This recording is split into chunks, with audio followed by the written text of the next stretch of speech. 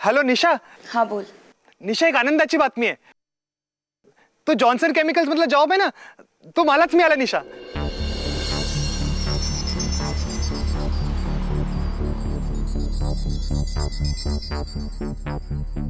Hello निशा. Congratulations. निशा निशा, मी आज खूप खुश आहे. आता आपलं सगळं मनासारखं होईल. आपलं स्वतःचं घर, गाडी, खूप काही करता येईल. निशा, तुझ्यामुळे हे सगळं झालं. तूच मला त्या ऍड बद्दल निरोप दिला होतास ना. थँक्यू निशा, थँक्यू व्हेरी मच. आता मस्तपैकी सेलिब्रेट करायला हवं.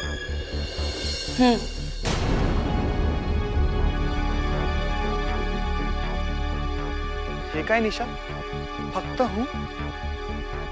काय झालं निशा?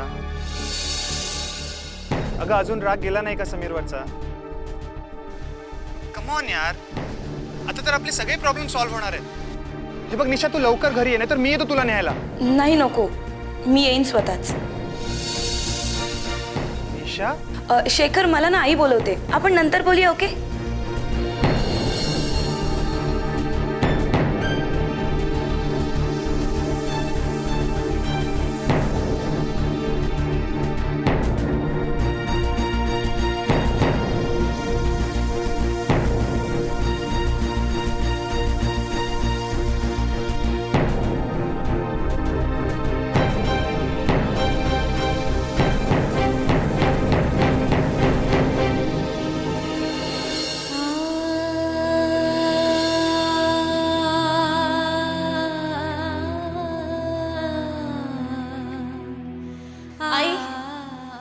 आई, थोडे पैसे दे ना, मी मिठाई घेऊन येते. दुपारी शेखर दादाला फोन केला होता ना, खूप खुश होता तो.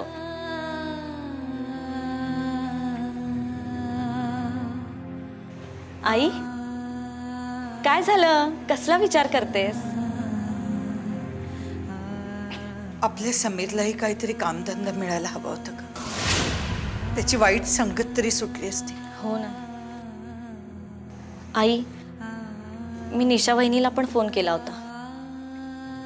शेखर दादाबद्दल पण ती फार तुटक तुटक बोलली ग. समीर दादावरचा राग गेलेला नाहीये वाटतं अजून. तुला काय वाटतं ग आई? जाऊ दे, तू फार विचार करू नकोस. जा मिठाई घेऊन ये. शेखर येईलच इतक्यात. माझी पर्स आतमध्ये. मी आलेच.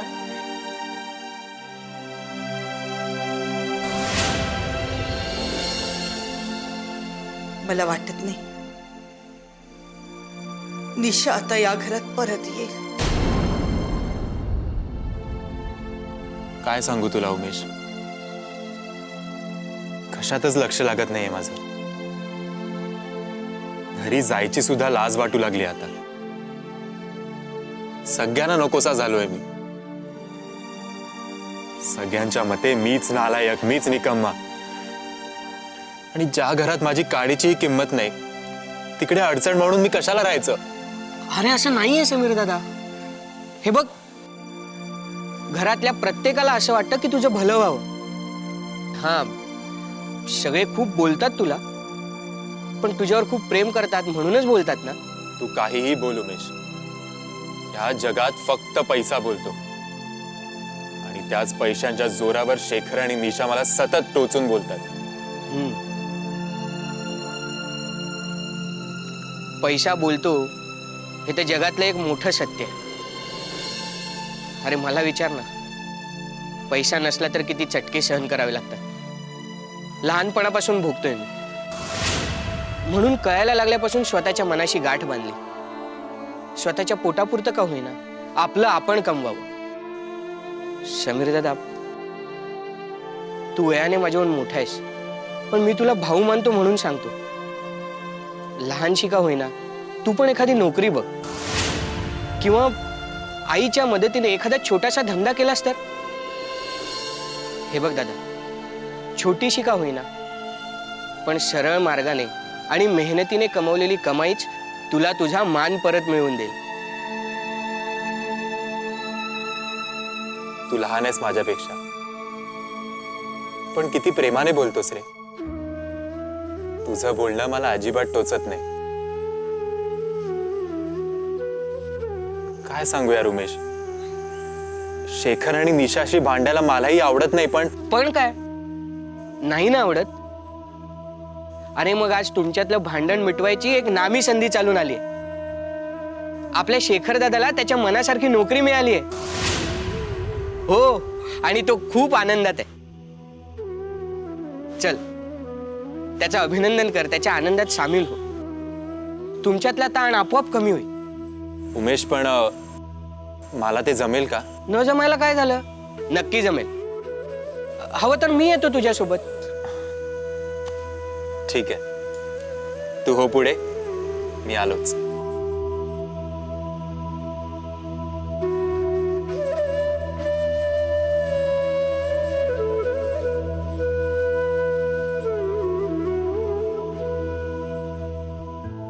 निशा एकदम अशी तुटक का वागायला लागली? मला काही न सांगता निघून गेली. पण इंटरव्ह्यूसाठी निरोप तिनेच पाठवला. तिच्या वागण्याचा अर्थच कळत नाही. तिचे वडील इथे आले तेव्हा ती त्यांच्याशी वाईट वागली. परत इथे येऊ नका म्हणाली, पण आता त्यांच्याकडेच निघून गेली. काय झालं असेल? साधं आहे. शेवटी तिचं माहेर आहे. मुलं आईवडिलांशी किती दिवस भांडू शकतात? माझं आणि बाबांचंही सेमच तर झालं. शिवाय इथे तिने सगळे ऍडजस्टमेंट केल्या. अगदी लादी पुसण्यापासून ते पाणी भरण्यापर्यंत सगळं केलं, ते सुद्धा नव्या नवलाईच्या दिवसात. आणि बदल्यात तिला काय मिळालं?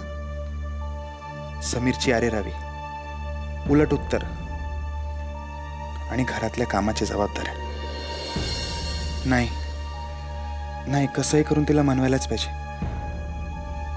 तिचा रुसवा काढायलाच पाहिजे. तिला सुद्धा माझ्याशिवाय चैन पडत नसेल. माझी वाट बघत असेल बिचारी. आणि आता चांगली नोकरी पण मिळाली. आता आमची सगळी स्वप्न सत्यात येतील. शेखर दादा, रे उमेश, चावी आणि अभिनंदन. मनासारखी नोकरी मिळाली ना? थँक्स. शेखर दादा, मला जर शिकता आलं असतं ना तर मलाही मनासारखी नोकरी मिळाली असती.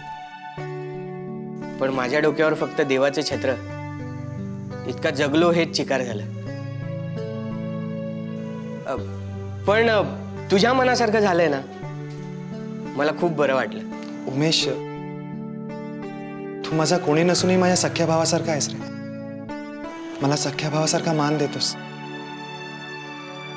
आणि माझा सख्खा भाऊ ठाऊकच आहे तुला. हे बघ उमेश, तुला सांगतो, तुला जर खरंच शिकायचं असेल ना तर आत्ताच तयारीला लाग. मी तुला मदत करेन, लागेल ती मदत करेन.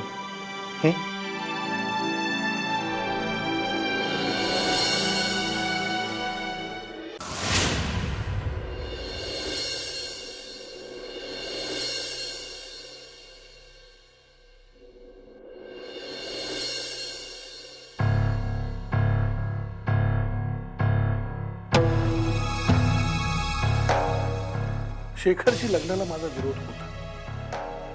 का? बरं, त्याच्या बापाने काय केलंय हे तुला माहित आहे? त्यांच्या हातून एक खून झाला आणि त्यांना जन्मठेपेची शिक्षा झाली. माहिती आहे मला. बरं, त्यांनी कोणाचा खून केलाय हे माहित आहे तुला?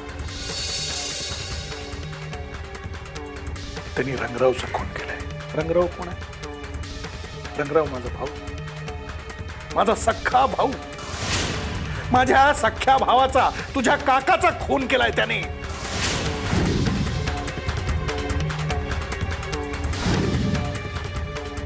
माझ्या डोळ्यांनी पाहिलं मी त्याला तडफडून मरताना.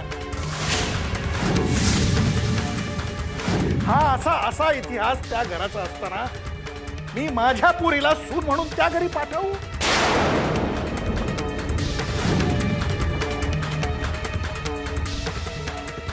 नारायण खुनी आणि तुझा धीर त्याच्यावरती गेलेला. तर तिसऱ्या दिवशी त्याला न्यायला पोलीस येते आणि तुझी सासू तिनेच नारायणला प्रोत्साहन दिलं होतं आणि समीरला तीच पाठीची घालते.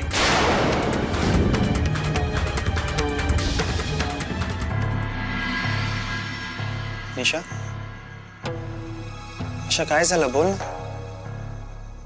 तू आल्यापासून खूप डिस्टर्ब दिसतेच. झोप येत नाहीये का? शेखर, मला तुझ्याशी काहीतरी महत्वाचं बोलायचंय. बोल ना. मी कुणाची मुलगी आहे हे तुला आधीपासून माहित होतं? गप्पा काय शेखर, मला उत्तर हवंय. आपलं लग्न होईपर्यंत मला माहित नव्हतं, पण जेव्हा ते आपल्याला भेटायला आले ना आपल्या घरी, तेव्हा मला कळलं. मग माझ्या बाबांचा तुमच्या भूतकाळाशी काय संबंध हे तुला माहितच असेल ना? म्हणजे तुलाही कळलं? हो, पण तुझ्याकडून नाही. आणि याच गोष्टीचं मला वाईट वाटतंय. शेखर, का आला बोलूस माझ्यापासून? सोड ना निशा, का झालं गेलं विसर ना. तो भूतकाळ होता. शेखर, आपल्या नात्याची सुरुवात अशी लपवाछपीने करायची? अरे, तुझ्यासाठी मी माझं सगळं सोडून आले. माझे आई बाबा, माझं घर, आणि तू माझ्यापासून सत्य लपवलंस. का केलंस तू असं? निशा, अगं मी तुला सांगितलं असतं ना, तुला खूप त्रास झाला असता ग, म्हणून नाही बोल. त्रास झाला असता की तुझ्या आई बाबांचं पिंग फुटलं असतं?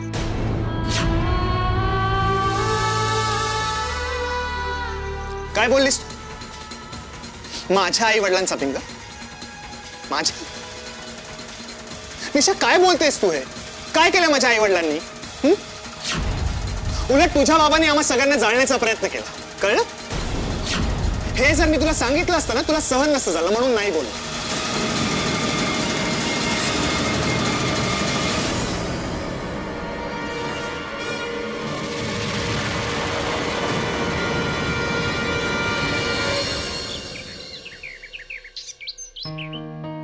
आई, मी येतो का?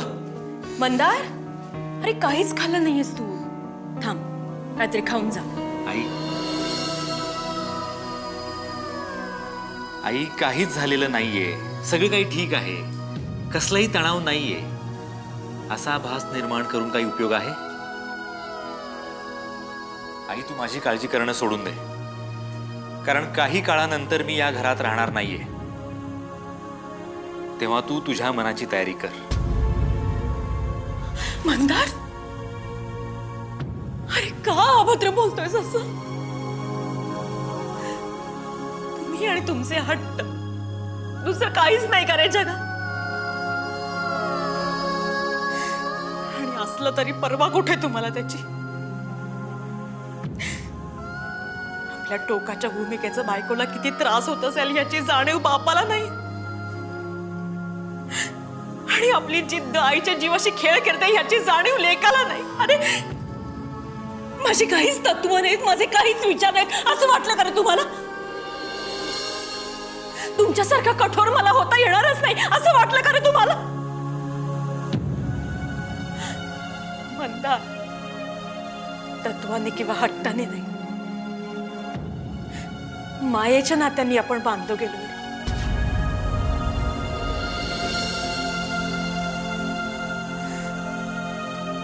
प्रत्येकाने 2 पावलं मागे घेतली ना, तरच सुख येईल आपल्या आयुष्यात. नाहीतर या हट्टामुळे दुःखाशिवाय दुसरं काय पदरी पडणार आहे आपल्या? अरे, मायेची ऊब असते ना, म्हणूनच आपण एकत्र राहतो घरात.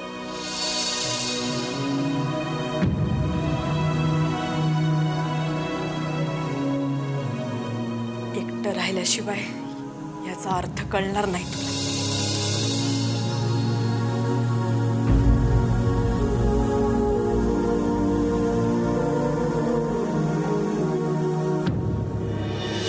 हो हो, सांगते मी शेखरला. तुम्ही अभिनंदन करण्यासाठी फोन केला होता. हो ना, शेखरचा मार्गी लागला आता. नाही, संपदाची काही काळजी नाही. गुणी मुलगी अगदी. काळजी वाटते ती फक्त समीरची.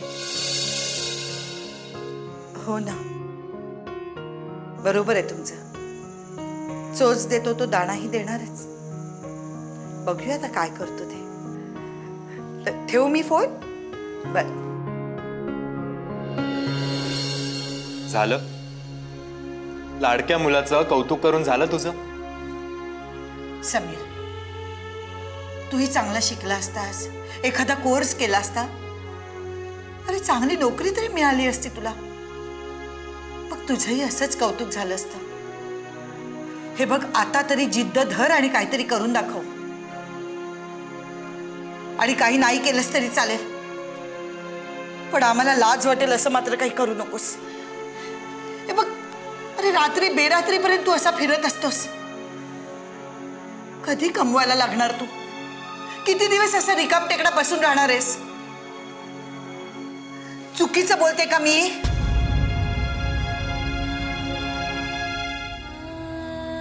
काही बोलायची सोय नाही याच्या समोर. काही बोलायला लागलं की सरळ निघून जा. नाही, मी नाही मारलं. नाही, मी नाही मारलं त्या रंगरावला.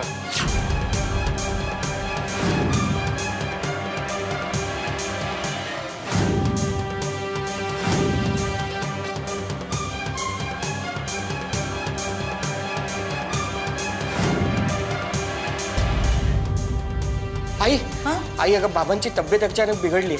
हा? ते कसं तरी करतायत. तू चल लवकर. काय झालं त्यांना? तू चल लवकर. बरं, चल. नाही, मी नाही मारलं. नाही, मी नाही मारलं त्या रंगरावला. नाही, मी नाही मारलं. मी नाही मारलं रंगरावला. मी नाही मारलं रंगरावला. बाबा, आई, बाबा बोलायला लागले. मी नाही मारलं त्या रंगरावला. तो अपघात होता. हो हो, मला माहिती आहे. तुम्ही नाही मारलं रंगरावला. तो तो अपघातच होता. मी नाही मारलं. मी नाही हे बघा, मारलं. तुम्ही घाबरू नका. तुम्हाला कोणी काही कळणार नाही. शांत व्हा, तुम्ही शांत व्हा. मी नाही मारलं. तो बघ रंगराव, तो देवीवर वार करतोय पाक. मी नाही मारलं. अपघात होता तो. मला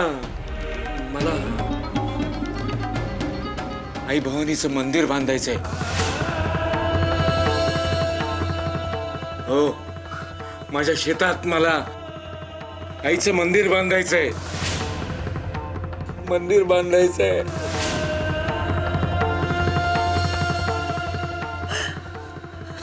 मला माझ्या शेतात मंदिर बांधायचंय आईचं. आई, मला मंदिर बांधायचंय. मला मंदिर बांधायचंय.